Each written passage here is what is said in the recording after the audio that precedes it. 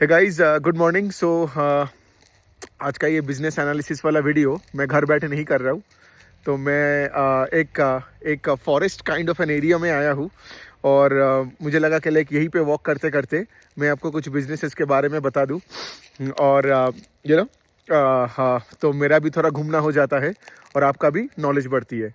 चलिए एक एक करके कंपनीज के बारे में बात करते हैं। कल जो मैं लास्ट कंपनी के बारे में बात नहीं कर पाया कल वीडियो में, वो है कि बंधन बैंक के बारे में। अब देखिए, द पॉइंट इज के लाइक बंधन बैंक में लोग उम्मीद में सिर्फ बैठे हैं, ठीक है। मतलब अब देखोगे कि लाइक बंधन बैंक का स्टॉक अब तो ऑलमोस्ट बुक वैल्यू के आसपास मतलब चले आए हैं। बहुत लोग बंधन बैंक लेके बैठे हैं बिकॉज उनको लगता है कि टर्न अराउंड होगा, पैसा बनेगा। लेकिन बंधन बैंक का सिचुएशन कभी अच्छा होता ही नहीं है। इवन इस Q3 में आप देखोगे कंपनी ने फिर से उनका प्रोविजंस बढ़ गया, ठीक है, और उन्होंने कुछ टेक्निकल राइट ऑफ्स कर लिया। तो बेसिकली टेक्निकल राइट ऑफ का मतलब क्या है? देखो, राइट ऑफ का मतलब ये होता है कि लाइक आपको पता है कि वो पैसा आप खो चुके हो। टेक्निकल राइट ऑफ का मतलब ये है कि आपको फिर भी उम्मीद है कि वो पैसा आपको मिल सकता है। पॉइंट यही है ना। और बंधन बैंक में हमेशा देखता हूँ कि हर 1-2 साल के अंदर एक एक दो दो करके टेक्निकल राइट ऑफ करता है। और इनका एसेट क्वालिटी जब और टेक्निकल राइट ऑफ करके थोड़ा सा इनका GNPA नंबर बेटर होता है, फिर आगे जाके फिर से कोई प्रॉब्लम दिखता है। तो मेरा पॉइंट है कि एक ऐसे टाइप ऑफ फिनेंशियल्स में जब इतने सारे प्रॉब्लम्स हो रहे हैं, तो आप सिंपल मतलब बिना कोई कारण सोचे समझे सिर्फ वो वैल्यूएशन को देख के ऐसे स्टॉक्स को मत उठाया करो। दूसरा चीज़ आपको ये भी देखना पड़ेगा कि बंधन बैंक का जो DNA था, बंधन बैंक सबसे पहले तो एक NGO हुआ करता था, ठीक है, और उसके बाद जाके वो एक माइक्रो फाइनेंस कंपनी था, मतलब एक NBFC था, और फिर जाके वो यूनिवर्सल बैंक बना। लेकिन बंधन बैंक का DNA क्या है आप बताओ? बंधन बैंक का DNA है ही माइक्रो फाइनेंस लोन्स ना। लेकिन आज आप देखोगे बंधन बैंक का नया CEO आ गया है और बंधन बैंक अपना पूरा DNA बदल रहा है। मतलब अभी उनका फोकस पूरा है secured part of the retail book में है। मतलब उनको home loan, gold loan, car loan, ठीक है, ये सब जगहों में ज़्यादा घुसना है। और ये लोग अपने माइक्रो फाइनेंस मतलब सेगमेंट से, मतलब आज भी उसका माइक्रो फाइनेंस का सेगमेंट 50% ऑफ द बुक के ऊपर ही है। लेकिन गोइंग फॉरवर्ड उनका टारगेट है कि इस सेगमेंट को 25% में लेके आना। तो इसका क्या मतलब? इसका मतलब यही है ना कि लाइक मतलब तुम अपना DNA बदल रहे हो, तुम्हारे सालों से मतलब एसेट क्वालिटी खराब है, और स्टॉक भी वही दिखाता है ना over a period of time. मतलब जब से कंपनी का IPO आया, आई थिंक बंधन बैंक का स्टॉक तब 700 के रेंज में था, आज 150 के रेंज में क्यों पड़ा है? There has to be a reason, right, कि पिछले 5-6-7 सालों में इतना कैपिटल इरोशन हो गया in the Bandhan Bank stock, and there is a reason. और इस क्वार्टर में भी Q3 में जैसे मैंने बताया, ठीक है, फिर से टेक्निकल राइट ऑफ किया, फिर से प्रॉफिटेबिलिटी का नंबर्स घट गया, ROA ROE सब घट गया, ठीक है। और इनका कॉन कॉल पढ़ के ऐसा कुछ तो नहीं लगा कि कि ये लोग कुछ खास कर पाएगा। और ऑफ कोर्स अभी तो ये माइक्रो फाइनेंस का पूरा साइकिल भी खराब होने के चक्कर में ही उनको टेक्निकल राइट ऑफ करना पड़ा, प्रोविजंस को बढ़ाना पड़ा। मतलब द पॉइंट इज के लाइक अब बंधन बैंक के बारे में और क्या ही बोले। मतलब it's a very very very mediocre bank, ठीक है। और जो लोग बंधन बैंक को लेके बैठे हैं, I mean the point is के हाँ, मतलब सिर्फ एक प्राइस टू बुक 1 देख के या 1.5 देख के अगर आप कोई भी एक फिनेंशियल को खरीद लोगे, तो इसका मतलब बाय डिफॉल्ट ये नहीं होता है कि वो पैसा बनाएगा। The company has to improve fundamentally, right. और बंधन बैंक का एक और तो चीज़ यही है ना कि उनका जो पार्थो रॉय जो आया है, राइट, मतलब उनका नया CEO है। तो कोई भी फिनेंशियल्स में जब कोई नया CEO आता है, मतलब उसको भी ट्रैक करना पड़ता है ना कि वो नया बंदा है, वो कैसे काम करेगा, so on and so fourth, right. तो एक तो मैनेजमेंट भी बदल गया, कंपनी का रिजल्ट तो खराब से और ख़राब होते रहते हैं। तो और क्या ही बोले। दूसरा, अभी हम थोड़ा बात कर लेते हैं कि हाउसिंग फाइनेंस कंपनीज के। अब हाउसिंग फाइनेंस में देखो, हाउसिंग फाइनेंस का अगर हम रेस के बारे में बात करेंगे, तो यहाँ पे आप क्लियरली देख सकते हो that there are 2 housing finance companies, ठीक है। एक का नाम है इंडिया शेल्टर फाइनेंस करके, और दूसरा कंपनी का नाम है होम फर्स्ट फाइनेंस, ठीक है। ये दोनों 30% के ऊपर से ग्रो कंसिस्टेंटली किए जा रहे हैं। इस बार Q3 में भी किया। इंडिया शेल्टर ने आई थिंक 34-35% से ग्रो किया, and I think home First finance ने 32% से ग्रो किया। एंड व्हेन आई से ग्रोथ, यहाँ पे मैं लोन बुक का ग्रोथ का बात कर रहा हूँ, ठीक है। जबकि आप देखोगे, से for example Bajaj Housing finance जिनका IPO आया, जो आज भी बहुत हाई वैल्यूएशन में है, स्टॉक इतना गिर गया, फिर भी ये सब बाकी नामों से, बाकी अफोर्डेबल हाउसिंग फाइनेंस कंपनीज से ये लोग मतलब ये Bajaj Housing Finance is more expensive. लेकिन बजाज हाउसिंग फाइनेंस का क्या, कितने रेट से ग्रो किया लोन बुक? 25-26% से। इवन बजाज हाउसिंग का अगर आप PPT देखोगे, तो वहाँ पे मैनेजमेंट बोल भी रहा है कि गोइंग फॉरवर्ड हम 25% से ग्रो करेंगे। इसका मतलब वो अपने लोन बुक को डबल करेगा इन द नेक्स्ट 3 ईयर्स। और वो भी मतलब ये भी सही है ना, because if you look eight businesses like India shelter, उनका लोन बुक का साइज 10,000 करोड़ के नीचे है। अगर आप होम फर्स्ट फाइनेंस भी देखोगे तो उनका भी लोन बुक का साइज वही 10-12 हज़ार करोड़ के रेंज में होगा, ठीक है। लेकिन if you look at Bajaj Housing Finance, उनका लोन बुक का size is more than 1 lakh crore, ठीक है। तो इसका मतलब क्या है, Bajaj Housing Finance is 10 times the size in terms of loan book compare to the likes of यही आपका होम फर्स्ट हो गया, फिर आपका इंडिया शेल्टर, एप्टस, आवास, so on and so fourth, ठीक है। सो द पॉइंट इज के like Bajaj Housing finance company में कोई प्रॉब्लम नहीं है, इनका एसेट क्वालिटी ठीक है। By the way asset quality her housing finance companies का तो अच्छा ही आ रहा है, ठीक है। सो इनका बजाज हाउसिंग फाइनेंस का एसेट क्वालिटी का कोई प्रॉब्लम नहीं है। लेकिन अगर आपके सेक्टर में you have 2, 3, 4 players, like for example Aptus भी बजाज हाउसिंग के रेट से एक हायर पेस से ग्रो करता है। So Bajaj Housing Finance is probably the 4th player in the space. So 4th player in the space, okay, in terms of growth, ठीक है। Because यहाँ पे आपका एप्टस इस बार एप्टस ने 27% से ग्रो किया अपने लोन बुक को, लेकिन जनरली एप्टस भी 30% प्लस ही करता है। सो एप्टस हो गया, होम फर्स्ट हो गई, और आपका इंडिया शेल्टर हो गया। और ये तीनों कंपनी एक रीजनेबल वैल्यूएशन में है कंपेयर टू से फॉर एग्जांपल आज भी बजाज हाउसिंग फाइनेंस का, ठीक है। ये हो गया। एक और कंपनी जो आप देख सकते हो, उसका नाम है PNB Housing finance. PNB Housing finance के एक्चुअली एक अच्छा खासा ट्रांसफॉर्मेशन चल रहा है। ट्रांसफॉर्मेशन इन द सेंस मतलब पहले वो क्या करता था, पीएनबी हाउसिंग फाइनेंस पहले एकदम वो प्राइम होम लोन्स देता था। प्राइम होम लोन्स मतलब से फॉर एग्जांपल 30 लाख 40 लाख का एवरेज टिकट साइज का होम लोन्स देता था, या 20 लाख का, ठीक है। लेकिन वो लोग अभी क्या कर रहे हैं, पीएनबी हाउसिंग फाइनेंस का बात कर रहा हूँ, वो लोग ज़्यादा से ज़्यादा अफोर्डेबल सेगमेंट और इमर्जिंग सेगमेंट में फोकस कर रहे हैं। तो ये करने के बाद क्या हुआ है ना, उनका उनका उनका उनका यहाँ पे यील्ड बढ़ रहा है। बिकॉज ऑफ कोर्स ना, अफोर्डेबल सेगमेंट में जब आप होम लोन्स देते हो तो तुम्हारा टिकट साइज छोटा होता है, लेकिन तुम्हारा यील्ड भी बढ़ता है, राइट। और इंडिया में तुम देखोगे कि लाइक अफोर्डेबल सेगमेंट में, इमर्जिंग सेगमेंट में स्कोप कतई ज़्यादा है कंपेयर टू से for example prime home loans, जो लेट से मोस्टली तुम शहरों के लोगों को या टायर 1, टायर 2 सिटीज़ के लोगों को तुम दे सकते हो। सो अभी बात यहाँ पे आता है कि इस कंपनी में अच्छा यही हो रहा है कि इनका सारे पैरामीटर सही दिशा में जा रहा है, ठीक है। मतलब ये लोग जो प्राइम होम लोन्स वाला कैटेगरी है, आज भी अगर मैं बता दूं पीएनबी हाउसिंग फाइनेंस का, उनका I think 70-75% of the book आज भी है तुम्हारा ये सेगमेंट में, तुम्हारा प्राइम हाउसिंग के सेगमेंट में। लेकिन आप देखोगे पिछले 1.5-2 साल में इनका जो अफोर्डेबल और इमर्जिंग जो हाउसिंग वाला पार्ट ऑफ द बुक है ना, ठीक है, वो कुछ था ही नहीं, और आज 25% के आसपास ऑफ द बुक बन गया। सो गोइंग फॉरवर्ड इनका प्राइम होम लोन वाला बुक का segment, this part of the portfolio will come down, ठीक है। और इमर्जिंग और अफोर्डेबल पार्ट में अपना part of the portfolio will go up. इससे क्या होगा, इससे तुम्हारा निम्स में एक्सपेंशन आएगा। ऑफ कोर्स देखो, अब द पॉइंट इज के like this is by default and assumption के लाइक इनका एसेट क्वालिटी में कोई प्रॉब्लम नहीं आएगा, ठीक है। लेकिन अगर इनका एसेट क्वालिटी में प्रॉब्लम नहीं आया तो बेसिकली क्या होगा, इनका अच्छा प्रोडक्ट मिक्स चेंज होता रहेगा। समझ में आ रहा है?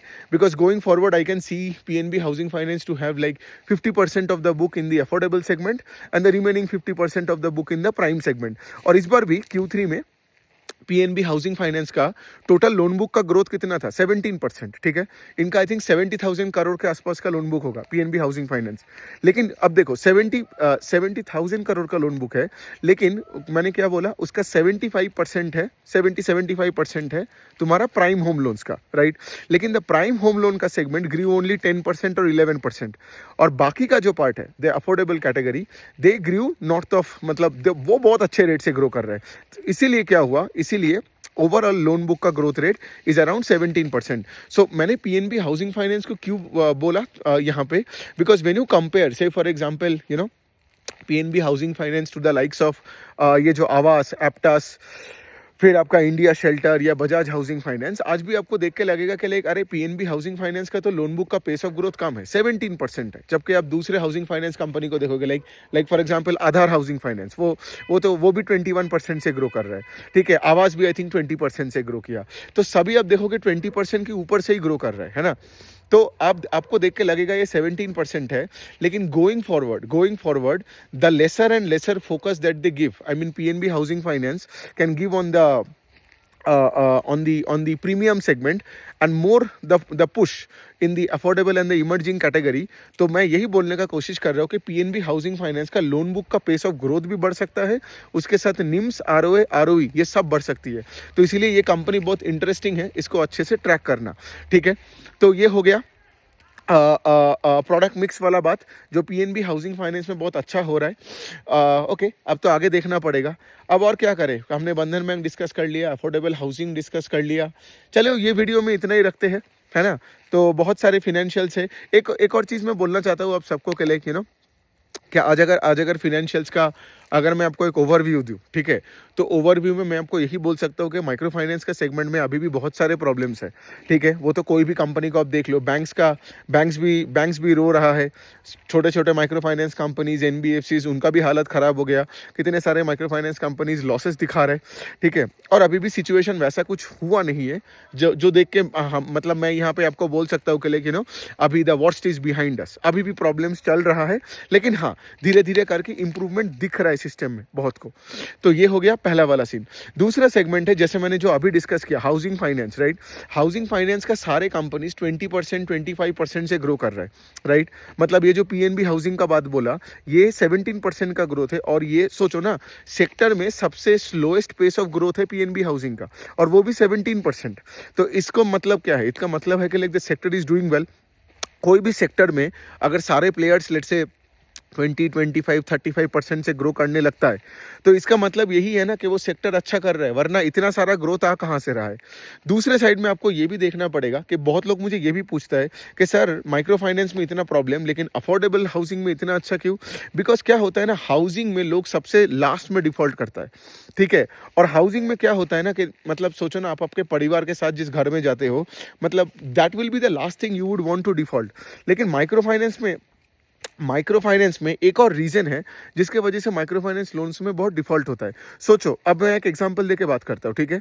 सोचो आपने एक बैंक से होम लोन लिया, ठीक है, और दूसरे साइड में आपने लेट्स से फॉर एग्जांपल कोई एक और कंपनी से, एक और एनबीएफसी से आपने एक माइक्रो फाइनेंस लोन लिया। डिफरेंस समझो, जो बैंक वाला है लेट्स से आप एक सैलरीड बंदा हो, ठीक है, आपका एक जॉब है, आपको तनख्वाह मिलता है। तो बैंक वाला का काम क्या है, बैंक वाला का काम है कि आपके अकाउंट में जाके वो उस महीने का होम लोन का ईएमआई लेने का, गॉट इट। लेकिन माइक्रो फाइनेंस कस्टमर्स के अकाउंट में जाके कोई भी फिनेंशियल पैसा काट नहीं सकता है, समझ में आ रहा है।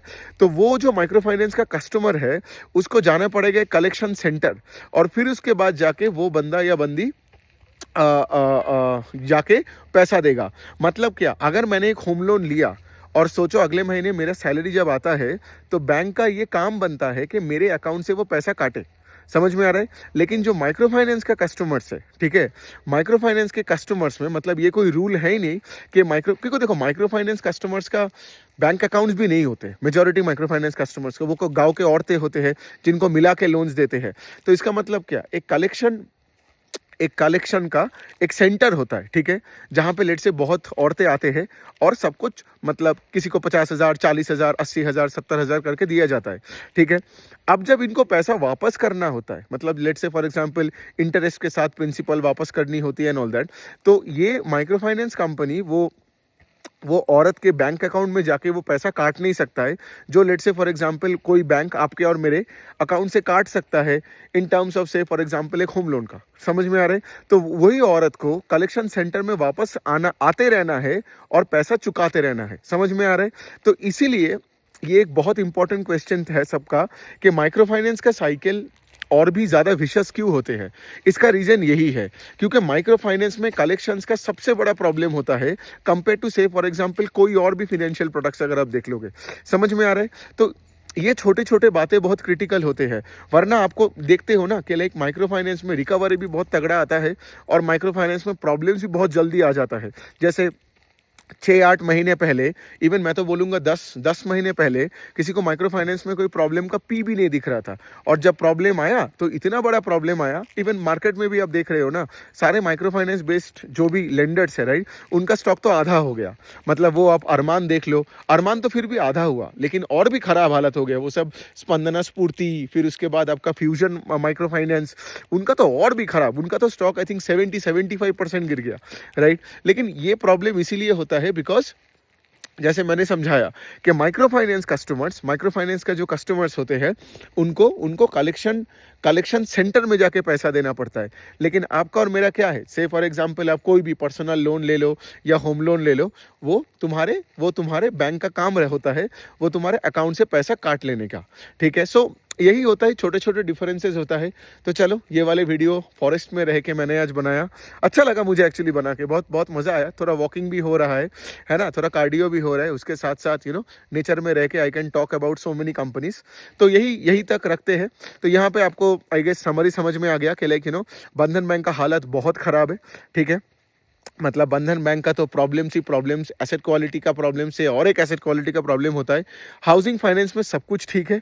I would want you guys to focus mostly on companies like India Shelter, Home First Finance, और इवन इसको भी अच्छे से देखो, पीएनबी हाउसिंग फाइनेंस को। ठीक है, बिकॉज इनका भी प्रोडक्ट मिक्स चेंज हो रहा है और आगे जाके इनका पेस ऑफ लोन बुक का ग्रोथ बढ़ सकता है। मुझे एक्चुअली इनका कॉन कॉल भी पढ़ना है, मैं एक्चुअली वो पढ़ा नहीं है, वो पढ़ के मैं फिर से एक वीडियो बना दूंगा। और फिर ऑफकोर्स उसके बाद फिनेंशियल्स में ऑफकोर्स माइक्रो फाइनेंस है स्ट्रगलिंग, हाउसिंग फाइनेंस बहुत अच्छा कर रहा है। और अगर आप बड़े बड़े बैंक्स को देखोगे तो मतलब बड़े बैंक्स का प्रॉब्लम यही है कि लाइक उनका उनका उनका प्रॉफिटेबिलिटी नंबर्स में ग्रोथ नहीं आ रहा है उतना। ठीक है, बिकॉज वही वाला पॉइंट है ना कि माइक्रो फाइनेंस सेक्टर में जब प्रॉब्लम है, plus credit card, personal loan. ठीक है, अब क्या हो रहा है ना, तो फिर क्या है कि ये सब high yielding part of the book है। तो अगर high yielding part of the book में लेट से ग्रोथ नहीं आ रहा है, सो प्रॉब्लम यही हो जाता है ना कि लाइक आपका लोन बुक तो ग्रो कर रहे हो लेट से 15% से, लेकिन तुम्हारा नेट इंटरेस्ट इनकम उस रेट से ग्रो नहीं कर रहा है। बिकॉज देन तुम जहाँ पे लोन्स दे रहे हो, तुम इंक्रीमेंटल लोन्स दे रहे हो लो यील्डिंग जगह में। समझ में आ रहा है? जैसे फॉर एग्जांपल से तुमने एक ट्रैक्टर लोन दे दिया। अब माइक्रो फाइनेंस और ट्रैक्टर लोन में ऑफ कोर्स ना, माइक्रो फाइनेंस लोन्स में yields are much higher than the yield that you get from tractor loans, है ना। तो इसीलिए क्या है, बहुत सारे फाइनेंशियल्स का मैं इस बार ये भी देख रहा हूँ कि उनका लोन बुक का ग्रोथ अगर लेट से फॉर एग्जाम्पल मतलब से 20% है, 15%, जैसे IDFC फर्स्ट बैंक का भी ना, उनका लोन बुक का ग्रोथ कितना 22% का है, लेकिन उनका जो नेट इंटरेस्ट इनकम का ग्रोथ है दैट इज 12-13% के आसपास होगा, राइट। ROE सब कॉम्प्रेस्ड हो गया बिकॉज ऑफ कोर्स। और ऑफ कोर्स उसके साथ साथ क्या होता है, उसके साथ साथ जो भी ये माइक्रो फाइनेंस और क्रेडिट कार्ड में प्रॉब्लम्स दिखता है तो प्रोविजन करना पड़ता है, तो उससे क्या है EPS में और भी धक्का लगता है। सो यही है सिचुएशन, उतना कुछ खास नहीं है। कोई भी ऐसा कोई पर्टिकुलर बैंक को देख के मैं नहीं बोल सकता हूँ कि ये बैंक बहुत ही अच्छा कर रहा है एंड ऑल दैट। IDFC बहुत अच्छा कर रहा था till the whole micro finance का प्रॉब्लम केम एंड देन मतलब उनका गेम ही वापस बिगाड़ दिया। अब देखना पड़ेगा, अभी तो कुछ और नहीं बोल सकते हैं।